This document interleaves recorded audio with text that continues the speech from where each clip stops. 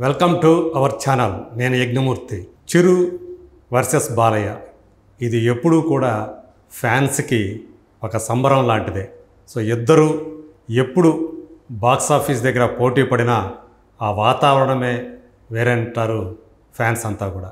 So అట్లా మిగతా టైంలో ఏమో కానీ సంక్రాంతికి గనక ఆ ఇద్దరు గనక పోటీ పడుతుంటే సంక్రాంతి పందెం కోళ్ళులాగా పోటీ పడుతున్నారని చెప్పేసి చెప్పుకునేవాళ్ళు.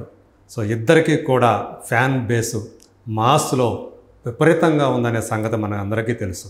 సో చిరంజీవిని మెగాస్టార్ అని చెప్పేసి, అలాగే బాలయ్యని నటసింహం అని చెప్పేసి అభిమానులు ప్రేమగా పిలుచుకుంటూ ఉంటారు. సో అలాంటి ఆ ఇద్దరూ కూడా బాక్స్ ఆఫీస్ బ్లాక్ బస్టర్స్కి మారుపేరైనటువంటి వాళ్ళిద్దరూ ఇండస్ట్రీ హిట్స్ని తమ ఖాతాలో వేసుకున్నటువంటి ఆ ఇద్దరూ కూడా మళ్ళీ మరోసారి 2025లో సంక్రాంతికి పందెం కోళ్ళలా పోటీ పడబోతున్నారనే వార్త అభిమానుల్లో మరోసారి సమరానికి సై అనేలాగా ఉంది అని చెప్పేసి కామెంట్లు చేస్తూ ఉన్నారు సోషల్ మీడియా ద్వారా. సో బాలకృష్ణ ప్రస్తుతం బాబీ డైరెక్షన్లో NBK9 ఇంకా టైటిల్ పెట్టినటువంటి వర్కింగ్ టైటిల్ NBK9 ఆ సినిమాతోటి సంక్రాంతికి మనం ముందుకు వస్తూ ఉంటే, ఇంకా మెగాస్టార్ విశ్వంభర సినిమాతోటి సంక్రాంతికి వస్తున్నానని ఇదివరకే చెప్పేశారు. సో ఆ సినిమాతో ఆయన కొత్తగా ఒకే ఒక్క సినిమాని డైరెక్ట్ చేసినట్టు వశిష్ఠకి తనను డైరెక్ట్ చేసే అవకాశం ఇవ్వటం ఇక్కడ మనం గమనించాల్సినటువంటి విషయం. సో ఒక్కసారి ఈ నేపథ్యంలో గతంలో వాళ్ళిద్దరూ ఎప్పుడైతే సంక్రాంతి పందెం కోళ్ళుగా మొట్టమొదటిసారి ఎప్పుడు పోటీ పడ్డారు, ఆ తర్వాత ఏ సంవత్సరాల్లో ఏ సంక్రాంతికి వాళ్ళిద్దరూ అక్కడ ఢీకొన్నారు, సో ఎవరు విజయాలు సాధించారు, ఎవరి మీద ఎవరు పైచేయి సాధించారు, అవన్నీ కూడా ఒక్కసారి మనం అవలోకనం చేద్దాం. చిరు వర్సెస్ బాలయ్య ఎట్ సంక్రాంతి అని పెట్టుకోవాలి మనం ఇప్పుడు. సో మొట్టమొదటిగా వీళ్ళిద్దరూ కూడా 1985లో సంక్రాంతికి, అంటే సంక్రాంతి సందర్భంగా ఫస్ట్ టైము వీళ్ళిద్దరూ బాక్స్ ఆఫీస్ దగ్గర ఢీ కొట్టింది 1985లో చిరంజీవి చట్టంతో పోరాటం సినిమాతోటి, అలాగే బాలయ్య ఆత్మబలం సినిమాతోటి. అది వరకే చట్టానికి కళ్ళు లేవనే సినిమాతో యాక్షన్ స్టార్గా తన ఉనికిని ఘనంగా చాటుకున్నటువంటి చిరంజీవి మరోసారి చట్టంతో పోరాటం అనే సినిమాతోటి 1985లో మన ముందుకు వచ్చారు. సో అంటే 2 ఏళ్ల ముందు 1983లో ఆ సినిమా చేస్తే చట్టానికి కళ్ళు, 2 ఏళ్ల తర్వాత చట్టంతో పోరాటం అంటూ మన ముందుకు వచ్చారు. ఆ సినిమాని డైరెక్ట్ చేసింది కే బాపయ్య. సో రాఘవేంద్రరావు గారి సోదరుడిగా మనందరికీ తెలిసినటువంటి కే బాపయ్య ఆ సినిమాతోటి మంచి విజయాన్ని సాధించారు. వేరాజ్ తాతినేని ప్రసాద్ డైరెక్ట్ చేసినటువంటి ఆత్మబలం సినిమా ఇది ప్రేక్షకుల్ని ఆకట్టుకోవటంలో విఫలమైందనే చెప్పాలి. అంటే మొదటిసారి వీళ్ళిద్దరూ సంక్రాంతికి పోటీ పడ్డప్పుడు మొదటిసారి పైచేయి చిరుదే అయింది. ఆ తర్వాత 2 ఏళ్లకి మళ్ళీ సంక్రాంతికి మరోసారి ఇద్దరు రెండోసారి పోటీ పడ్డారు. అప్పుడు చిరంజీవి సో దొంగ మొగుడుగా ప్రేక్షకుల ముందు వస్తే బాలయ్య భార్గవరాముడు అంటూ ముందుకు వచ్చారు. సో దొంగ మొగుడు సినిమా మనందరికీ తెలుసు, అది యండమూరి వీరేంద్రనాథ్ కథనే అందించినటువంటి నల్లంచు తెల్లచీర నవలకి ఆధారమైతే అందులో డ్యూయల్ రోల్లో చిరంజీవి చేసినటువంటి ఆ క్యారెక్టర్ ఒక క్లాస్ క్యారెక్టర్, ఒక మాస్ క్యారెక్టర్. సో ఆ వేరియేషన్ తోటి చిరంజీవి ప్రేక్షకులను అమితంగా ఆకట్టుకున్నారు. కోదండరామరెడ్డి డైరెక్ట్ చేశారు ఆ సినిమాని. అలాగే భార్గవరాముడు, సో ఈ సినిమాతోటి బాలయ్య కూడా, సో అందులో విజయశాంతి మందాకిని సింహాసనం సినిమాతోటి మన తెలుగు ప్రేక్షకులు కూడా పరిచయం అయ్యారు. ఆ తర్వాత ఆమె చేసినటువంటి సినిమా భార్గవరాముడు. సో ఆ సినిమా కూడా ప్రేక్షకుల్ని ఆకట్టుకుంది. సో ఇట్లా 2 సినిమాలు విజయం సాధించి అభిమానులతో పాటు ప్రేక్షకులకి కన్నుల పండుగగా సంక్రాంతి నిలిచిందని చెప్పాలి.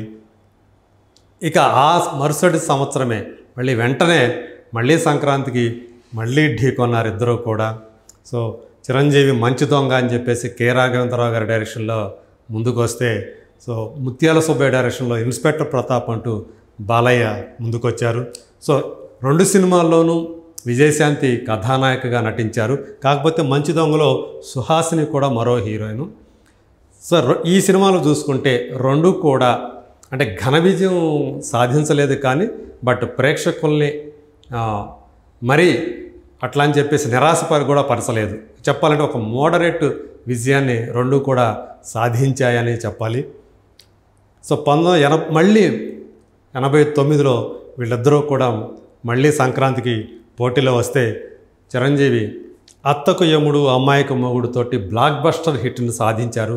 ఆ సంవత్సరం పెద్ద హిట్గా ఈ సినిమా నిలిస్తే భలే దొంగతోటి బాలయ్య కొంచెం వెనకబడ్డారని చెప్పాలి ఈ సంవత్సరం 1989లో. ఆ తర్వాత మధ్యలో కొన్ని సంవత్సరాల గ్యాప్ తీసుకొని 8 సంవత్సరాల గ్యాప్ తోటి 1997లో సో అప్పుడు మళ్ళీ మరోసారి సంక్రాంతికి ఇద్దరు కూడా ఢీకొన్నారు. ఈ సంవత్సరం ప్రత్యేకత ఏంటంటే చిరంజీవి అంతకుముందు అంటే 97కి ముందు ఆయన ఒక కష్టకాలాన్ని కెరీర్లో ఎదుర్కొన్నారని చెప్పాలి. సో అప్పుడు ఎడిటర్ మోహన్ ఆయన నిర్మాతగా ముత్యాల సుబ్బయ్య డైరెక్షన్లో ఒక మలయాళీ సినిమా, ఆ సినిమాకి రీమేక్గా హిట్లర్ తోటి ఆయన మన ముందుకు వచ్చారు చిరంజీవి. అట్లాగే శరత్ డైరెక్షన్లో పెద్దన్నయ్య అంటూ బాలయ్య ఆయన అభిమానుల్ని అలరించడానికి ముందుకొచ్చారు. సో ఈ 2 సినిమాలు కూడా మళ్ళీ ప్రేక్షకుల్ని బాగా ఆకట్టుకున్నాయని చెప్పాలి. కమర్షియల్గా 2 కూడా మంచి విజయాన్ని సాధించాయి. అలాగే హిట్లర్ సినిమా చిరంజీవికి మళ్ళీ అంటే వరుస పరాజయాల తర్వాత ఆయనకి మళ్ళీ ఒక రకంగా ఆయన కెరీర్కి మళ్ళీ ఒక బూస్ట్ ఇచ్చిందనే చెప్పాలి హిట్లర్ సినిమా. సో అట్లాగే పెద్దన్నయ్య ఈ క్యారెక్టర్లో ఈయన బాలయ్య చూపించినటువంటి యాక్షన్ ఏదైతే ఉందో అందులో ఆయన ద్విపాత్రాభినయం చేశారు అన్నా తమ్ముడుగా. సో ఆ వేరియేషన్ అన్నయ్యగా పెద్దన్నయ్యగా చేసినటువంటి ఆ క్యారెక్టర్ ఏదైతే ఉందో అది ఫ్యామిలీ ఆడియన్స్ని బాగా ఆకట్టుకొని ఆ సినిమా విజయానికి దోహదం చేసింది. ఇక ఆ తర్వాత మళ్ళీ 4 ఏళ్ల విరామంతో ఈ ఇద్దరూ కూడా సంక్రాంతికి వచ్చారు. 2001 సంక్రాంతికి వచ్చినటువంటి మృగరాజు నరసింహనాయుడు. గుణశేఖర్ డైరెక్షన్లో గుణశేఖర్ అప్పటికి ఒక్కడు లాంటి పెద్ద ఘన విజయం సాధించినటువంటి సినిమా తీశారు. అలాగే చిరంజీవితో కూడా చూడాలనే ఉందని ఒక బ్లాక్ బస్టర్ ఇచ్చి ఉండారు. సో ఆ కాంబినేషన్లో వచ్చినటువంటి గుణశేఖర్ డైరెక్షన్లో చిరంజీవి చేసినటువంటి ఈ మృగరాజు సినిమా అందుగురించే ఆ సినిమాని ప్రేక్షకులు నిరాదరించారు. ఆయన కెరీర్లోని అతిపెద్ద డిజాస్టర్స్లో ఒకటిగా మృగరాజు ఆయనకు ఒక చేదు జ్ఞాపకాన్ని మిగిల్చిందని చెప్పాలి. వేరేజ్ నరసింహనాయుడుకు వచ్చేటప్పటికి ఈ సినిమాలో కూడా 2 సినిమాల్లోనూ సిమ్రాన్ ఇక్కడ హీరోయిన్గా మనకి కనిపించారు.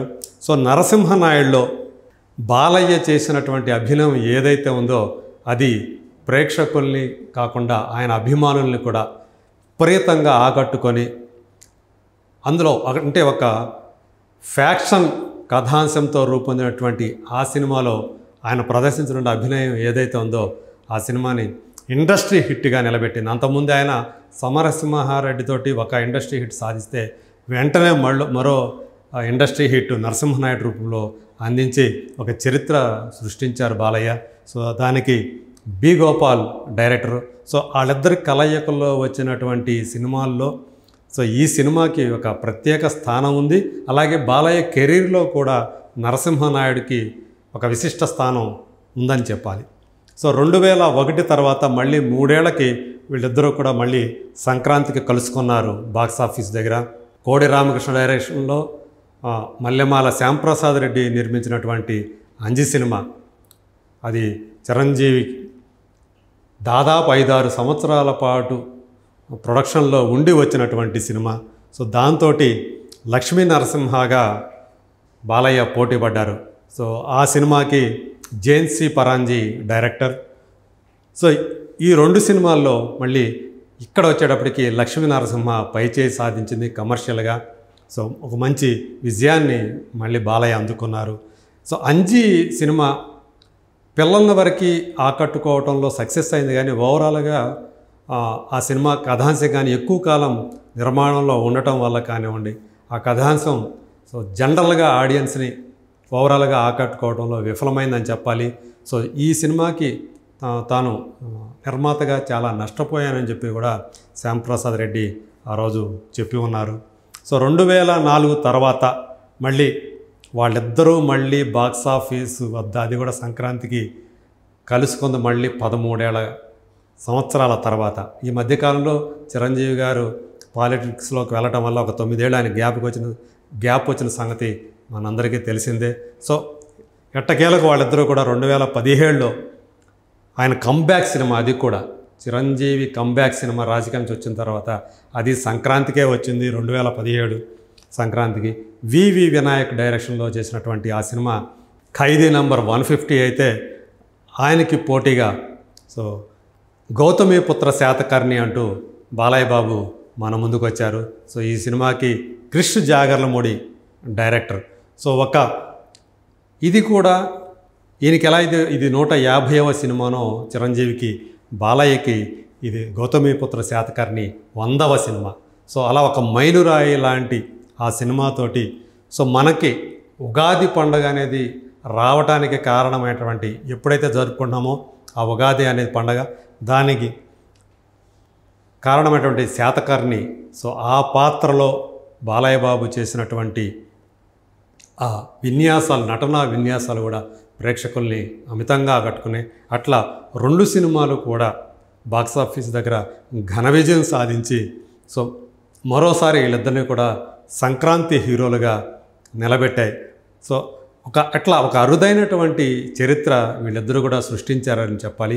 ఎక్కువ శాతం వీళ్ళిద్దరూ కూడా కలిసి పోటీ పడినా కానీ అతి తక్కువ సందర్భాల్లో మాత్రమే సినిమాలు ఫెయిల్ అయ్యటం మనం చూసాం. సో ఎక్కువ సందర్భాల్లో 2 సినిమాలు కూడా, 2 సినిమాలు కూడా ప్రేక్షకుల్ని ఆకట్టుకోవడంలో విజయం సాధించాయని చెప్పాలి. మళ్ళీ ఆ తర్వాత 2023లో మళ్ళీ వీళ్ళిద్దరూ కూడా సంక్రాంతికి వచ్చారు. సో ఈసారి ఒకరు వాల్తేరు వీరయ్యగా చిరంజీవి గారు మన ముందుకు వస్తే, ఇంకొకరు వీరసింహారెడ్డిగా బాలయ్య సో ప్రేక్షకుల్ని పలకరించారు. సో 2 సినిమాలు కూడా ప్రేక్షకుల్ని ఆకట్టుకున్నాయి. 2 కూడా 100 కోట్ల పైనే కలెక్షన్స్ సాధించాయి. ఈ సినిమాకి వాల్తేరు వీరిని బాబీ డైరెక్ట్ చేస్తే, వీరసింహారెడ్డిని గోపీచంద్ మల్లేని డైరెక్ట్ చేశాడు. సో అలా మరోసారి ఇద్దరూ కూడా సంక్రాంతికి పందెం కోళ్ళలాగా పోటీ పడ్డారు. 2 కోళ్ళు కూడా సక్సెస్ అవటం అనేది ఇక్కడ విచిత్రం అని చెప్పాలి. సో ఇప్పుడు మళ్ళీ వాళ్ళిద్దరూ కూడా 2025లో పోటీకి సై అంటున్నారు సంక్రాంతికి. సో ఎప్పుడు ఇద్దరిలో మరి ఈసారి ఇద్దరు గెలుస్తారా, లేకపోతే ఎవరైనా ఒకరిది పైచేయి అవుతుందా అనేది చాలా ఆసక్తి కలుగుతున్నటువంటి అంశం. సో ఈయన విశ్వంభరగా చిరంజీవి వశిష్ఠ దర్శకత్వంలో బింబిసారతోటి డైరెక్టర్గా పరిచయమే తొలి సినిమాతోటే అందరి దృష్టిని ఆకట్టుకొని పెద్ద విజయాన్ని సాధించినటువంటి వశిష్ఠ ఒక విశిష్టమైనటువంటి కథతోటి విశ్వంభర చిత్రాన్ని రూపొందిస్తున్నారు. సో అది సంక్రాంతికి తెస్తున్నామని చెప్పేసి వాళ్ళు ఆల్రెడీ నిర్మాతలు ప్రకటించారు. సో వేరేజ్ ఇప్పుడు ఎన్బికే 109 అంటే బాలకృష్ణ నటించినటువంటి 109వ సినిమాగా ఇది రాబోతోంది ఎన్బికే 109. సో దీనికి సో వాల్తేరు వీరయ్య డైరెక్టర్ బాబీ దీన్ని డైరెక్ట్ చేస్తుండటం ఇక్కడ మనం గమనించాల్సినటువంటి విషయం. సో ఈ సినిమాతోటి కూడా ఆయన అంటే వరుస ఇప్పుడు ప్రస్తుతం బాలయ్య కెరీర్లోనే ఒక పీక్ స్టేజ్లో ఉన్నారని చెప్పాలి. వరుసగా హ్యాట్రిక్ హిట్లతోటి ఆయన సూపర్ ఫామ్లో ఉన్నారు. సో ఈ నేపథ్యంలో మరోసారి వాళ్ళిద్దరూ కూడా చిరంజీవి బాలయ్య సంక్రాంతికి పోటీ పడుతుండటం మాత్రం మామూలు ప్రేక్షకులనే కాకుండా వాళ్ళ అభిమానులు కూడా ఒక ఉత్తేజపరుస్తున్నటువంటి విషయం. సో ఇప్పటికే ఎవరి హీరో పైచేయి, మా హీరో పైచేయి అంటే మా హీరోదే పైచేయి అని చెప్పేసి ఆ అభిమానుల మధ్య ఒక రసవత్తరమైనటువంటి యుద్ధం ఒకటి సోషల్ మీడియాలో జరుగుతూ ఉంది. సో దాన్ని అక్కడ పక్కన పెడితే మనకు మాత్రం ప్రేక్షకులుగా మనకు మాత్రం ఈ ఇద్దరూ కూడా సంక్రాంతికి కనువిందు చేయబోతున్నారని చెప్పేసి మనం గట్టిగా నమ్మవచ్చు. సో చూద్దాం. సో వచ్చే సంక్రాంతి 2025 సంక్రాంతి అనేది ఇద్దరు సీనియర్ స్టార్ల మధ్య సో వాళ్ళ ఒక పందెం కోళ్ళు లాంటి వాళ్ళిద్దరూ కూడా మరోసారి ఢీ కొనబోవడం మాత్రం మనకి మాత్రం ఒక రసవత్తర ఘట్టాన్ని చూడబోతున్నటువంటి సందర్భంగా మనం భావించాలి.